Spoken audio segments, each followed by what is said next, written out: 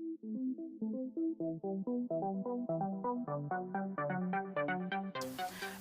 role is the Manager of Urban Design for City of Toronto Planning.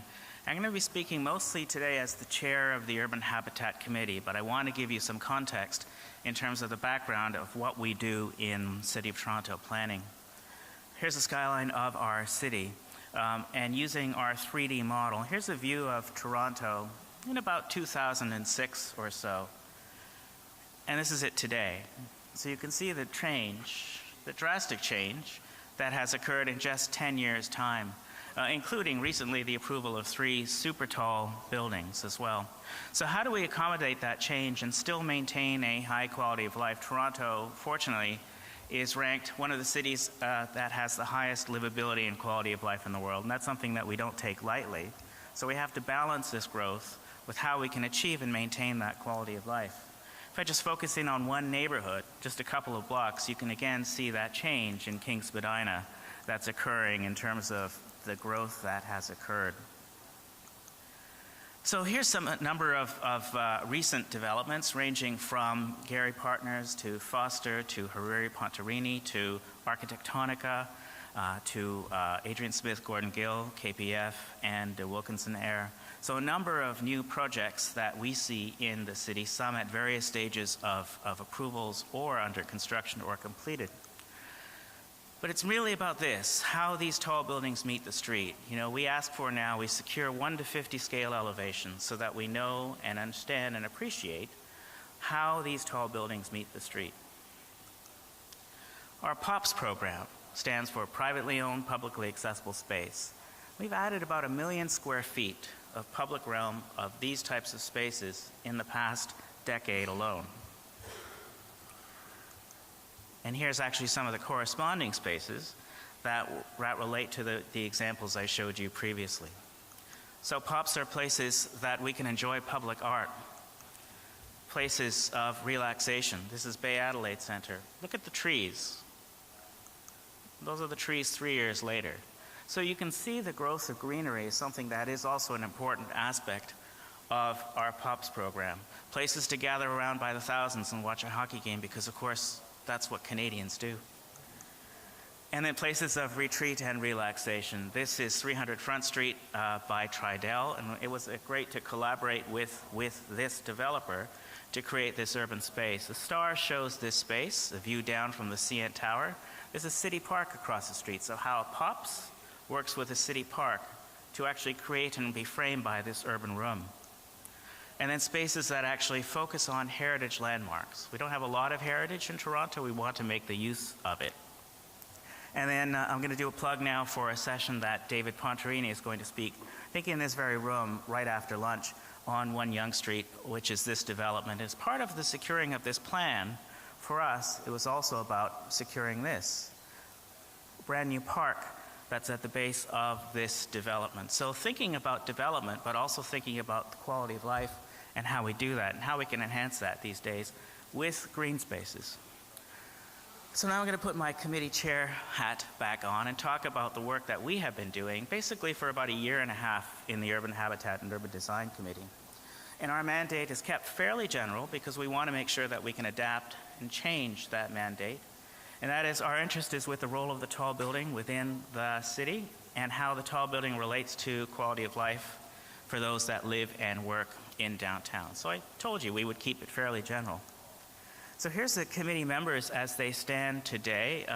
Richard Witt is in the audience. He is the chair of CTBUH Canada, and Randolph Wang is in the audience, senior urban designer for the City of Ottawa. And we've been doing a lot of writing, research, thinking over the past 1.5 years, and we post online newsletters on the CTBUH news website called Update, UH in quotes, and also contribute to the journal. And the picture in the middle shows our first meeting last year at the conference in New York. There were 7 of us. And then this Sunday morning, actually, we had our second meeting. And there were 35 people that came out at 8:30 a.m. on a Sunday. So I'm actually quite optimistic that we'll have a growing group that would continue to do the work that we've been doing. So when we started to think about urban habitat and the relationship to the tall building, it's very much just what Albert said as well. to think about the human scale and to think about the tall building from ground up, how it meets the street. So one of the first things we did was we said, well, why don't we go for a walk to experience these tall buildings? We didn't go for one walk, but we actually went for walks around the world. So the first global walking tour that we organized was the Winter Spaces walking tour. We did it in 7 cities, and we purposely picked what would be the coldest on average week of the year to do this walk, because we wanted to understand how urban spaces are used in cold weather climates. So we did the walk in Shanghai, London, New York, Ottawa, Toronto, Chicago, and Vancouver. We did the walk on the same day and the same time, of course, for the different time zones. And then we actually tweeted about the walk, so you can actually follow along the other walks live on social media. So we can see what the other groups were doing, but not only were we able to do that, but anybody around the world that was on Twitter was able to do that. So we saw amazing spaces like this, Jing'an Temple in Shanghai. At 3 p.m. when they started their walk, it was 3 a.m. and I was getting pictures emailed to me, which I was then tweeting out. Spaces like this in London, historic spaces, but new contemporary spaces in this walk, focusing on Canary Wharf, spaces like this in Toronto, or in the Rideau Canal. This walk was led by Randolph Wang from the city of Ottawa. And then a video was actually put together, which you could see online, that actually talks about these walks. And then the reports actually become part of the top page banner of the CTBUH. So we did it again in the summertime. Of course, we couldn't call it the summer walk because this time we had 5 cities from the southern hemisphere, including Sao Paulo and cities in Australia and New Zealand. So we called it the Warm Weather Spaces Walking Tour. You could see the number of cities that participated. Did it in Auckland, Brisbane, Melbourne, Sydney, Shanghai, Ho Chi Minh City, Singapore, Mumbai, Dubai, London. Sao Paulo, and Raphael is here, who organized the Sao Paulo Walk, New York, Ottawa, Toronto, Chicago, and Vancouver. So 16 cities again going on this global walk at the same time. And we saw amazing streetscapes like this in Montreal, or this in Ho Chi Minh City. Thinking about new and old architecture and how it blends in Montreal. Public art, it's very important in terms of its role in the public realm in London, or public art in Toronto. Spaces like this, the Burj Khalifa Lake, thinking about a promenade and how animated uses help animate that promenade. Then we did it again.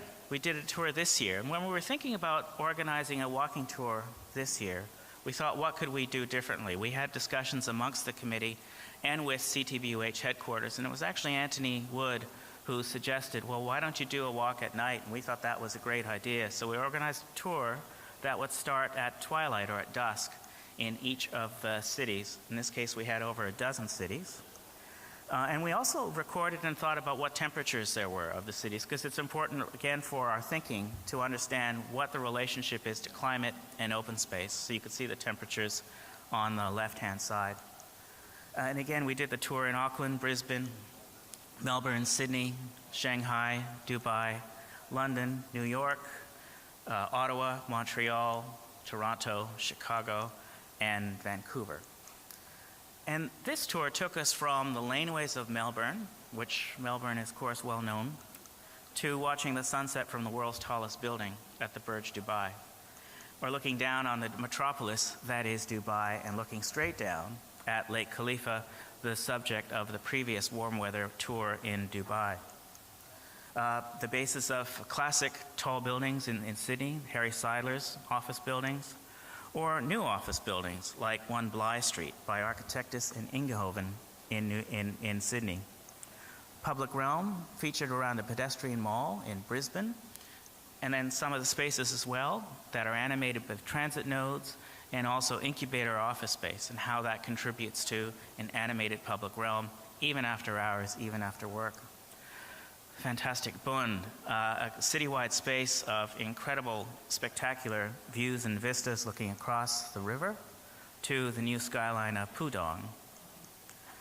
The spaces and buildings, of course, that we're all familiar with in London, but some surprises as well, like these free swing dancing lessons that they came across when they did the London tour in the public realm. So these are the small little gestures that we think help animate and create a lively and public and vibrant public realm. Unfortunately, this year we did our what we call our wet weather spaces walking tour in Toronto. But because of the threat of lightning, we actually had to switch very closely to Plan B. We actually held our walking tour in our path system, which I'll talk about later, which is an underground connected concourse.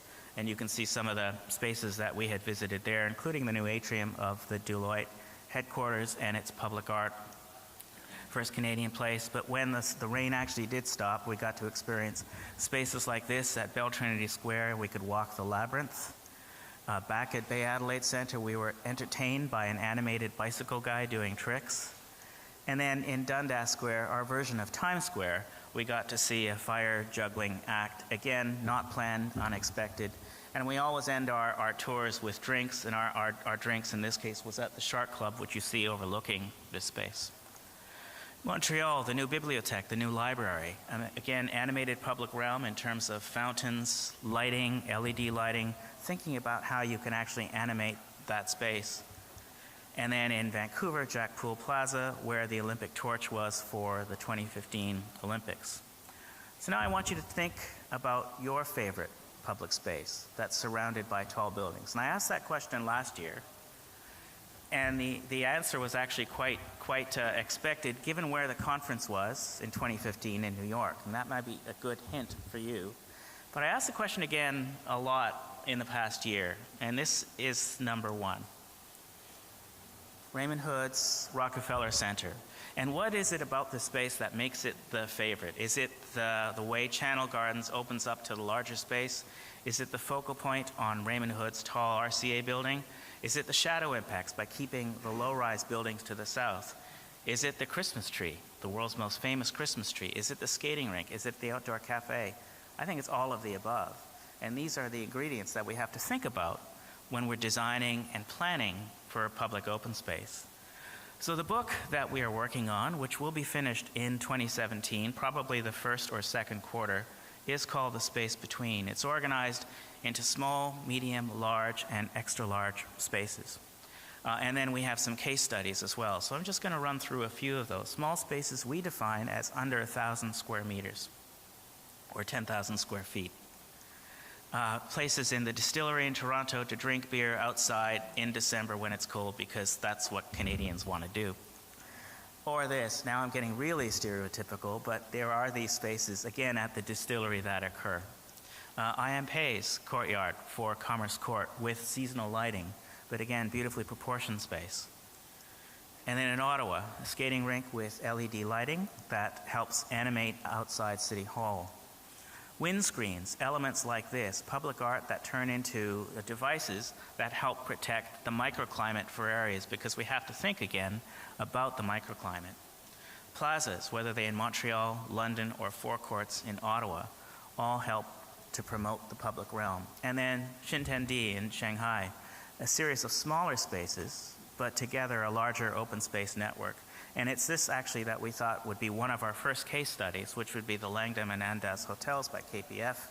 And you can see how those buildings carry through the public realm of the Xintiandi Historic District by creating new open spaces at the edge of the hotels to actually create a seamless transition from the heritage neighborhood to the new buildings. In fact, also interior and exterior spaces, as you see on the lower left-hand side. Another project, finalist last year in the Urban Habitat category, was Robert A.M. Stern's Tour Carpe Diem, a very complicated project making a level change between the Dale and Courbevoie, as if many of you know La Défense. Making its edges and connections is actually one of the challenging things. In this case, it was an interior-exterior stair that makes that transition, which you see here. But it leads you to this concourse where you can overlook and also experience this, fantastic winter garden. Imagine what that space would be like when it's cold outside. And these are, again, the amenities that we think about from an urban habitat perspective. Ice condominiums in Toronto, another one of our case studies by Architects Alliance. Green roof creating and surrounding an open space, 2 tall towers, 57 and 67 stories, but also located next to an overhead expressway. some of the things that we're still trying to deal with from a challenge perspective. And how do you deal with that transition and that interplay between the development site and that highway? We actually toured this as one of our CTBUH Canada construction tours. On one of the first snowfalls of the year, it was windy and we were going up 60 floors on a construction hoist. But it was well worth it because we got to the top and saw this. And also understand what the quality of life would be like for these units when you actually overlook views like this. So the project is now almost finished, and you can see how that has taken shape. The interior POPs space is under construction with public art. There'll be seating, water features, and animated edges with restaurants. A simple staff sketch to talk about that challenging interplay between the highway. And you can see it here in rendering, and then what that space looks like. Again, a very challenging space, but something that is made better by the use of landscape and promenade. And this space is actually quite well used by joggers and by dog walkers. You can see another space here. And then the interior path connections in rendering and also as they are complete. So bringing interior space and public realm to a transition zone. So medium spaces are spaces larger than 1,000 square meters, but less than an acre or 0.4 hectares. A World Exchange Plaza in Ottawa, again, a fantastic space as part of the World Exchange development, has amphitheaters, program space, outdoor seating. Jack Pool Plaza in Vancouver with fantastic views of the ocean and the mountains. Daly Plaza in Chicago with its grand Picasso sculpture. Again, always thinking about the role that public art plays. Sky City in Auckland. And another case study is the Jing'an Kerry Center, also by KPF, also a finalist in the category of urban habitat 2 years ago. And again, breaking up a large block with a series of interconnected public spaces and open spaces, pictures that were taken during the Shanghai tour.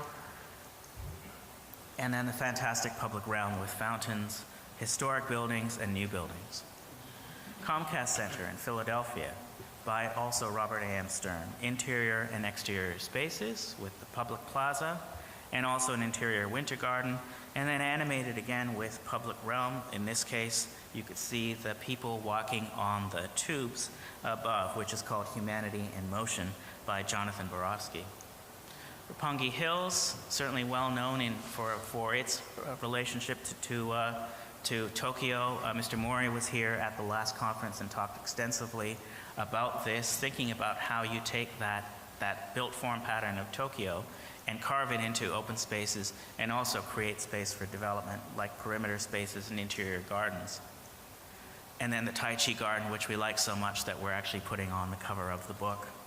Large spaces, spaces that are defined as central open spaces for their community, like Nathan Phillips Square in Toronto, which is the gathering spot for many festivals, or Canary Wharf, which hosts every year the Winter Festival of Lights. And they do this to actually help and create animated spaces year-round. So we actually look forward to the seasons of January and February when they actually have this festival, or the lighting of Aeon Plaza in Chicago, or parks in Montreal, and plazas in Ho Chi Minh City. Again, part of what we can experience when we are a worldwide committee that actually has the resources to actually create these walks. The 9/11 National Memorial, SOM won Best Tall Building last year in North America, and this space was very much part of the thinking of that, and designed by PWP, Michael Arad, and Peter Walker. Again, a contemplative space, as it should be, but also a space that contributes to the public realm by its landscape, by its seating, by its design elements. At Lakeshore East Park, a neighborhood park. So when we plan neighborhoods, we also have to think about the amenities like this. It's very close to Grant Park and Millennium Park, but it's actually very different. It's focused on neighborhood functions. So there's a dog walk, there's a children's play space, there's fountains. It's surrounded by supermarkets. So these are the types of amenities that we need to think about in urban habitat. So you see its relationship there to Grant Park, and you can see the dog run on the upper left. This, in fact, is actually the final layouts of the book, so we thought we would show you what the publication would look like in actual layout and print form. And very similar in Toronto, City Place or Canoe Landing Park, 8-acre park just west of downtown Toronto. You can see the development under construction. The park has public art like these fishing bobbers that actually turned into animated uses that we didn't expect, but it's great to see farmers markets and things like that enlivening the plazas that we all plan and think about.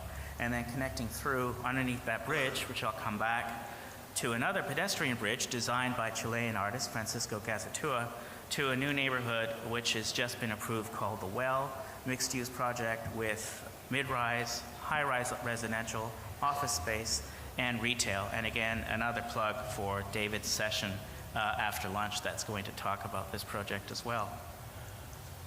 Extra large spaces.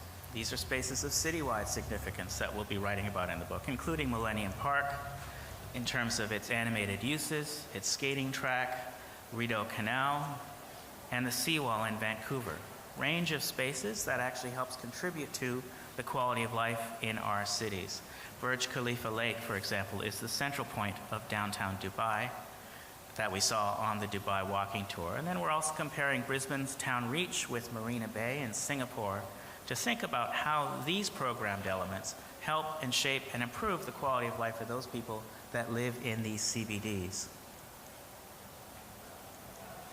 Toronto Pass System, our savior when it came to our twilight or wet weather spaces walking tour. But it's an integrated public realm of 30 kilometers, mostly underground, but it has fantastic spaces like this, or this, designed by Santiago Calatrava, the Galleria, or the Heritage Plaza. Or the underground network, again, there's 1,300 shops that are linked in the pass system in Toronto, like First Canadian Place, but also elements of bringing natural light down into the concourse, but views up above as well.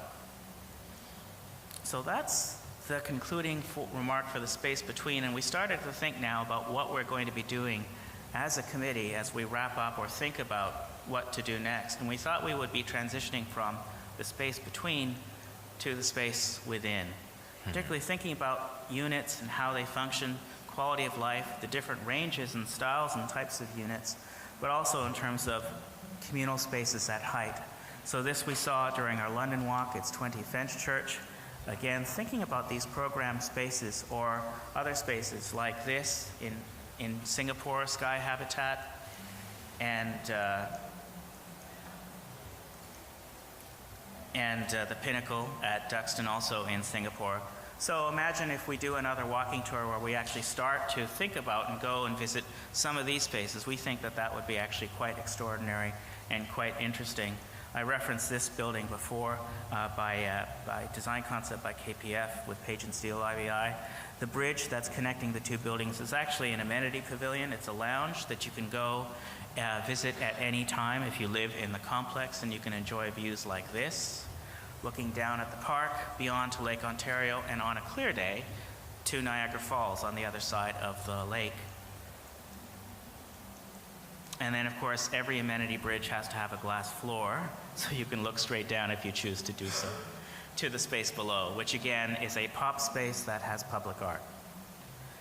So that is the space between. That is the content of the book that our group has been working on, and that is part of the research that we think would help our understanding of the urban habitat aspect of the CTBUH. With that, thank you.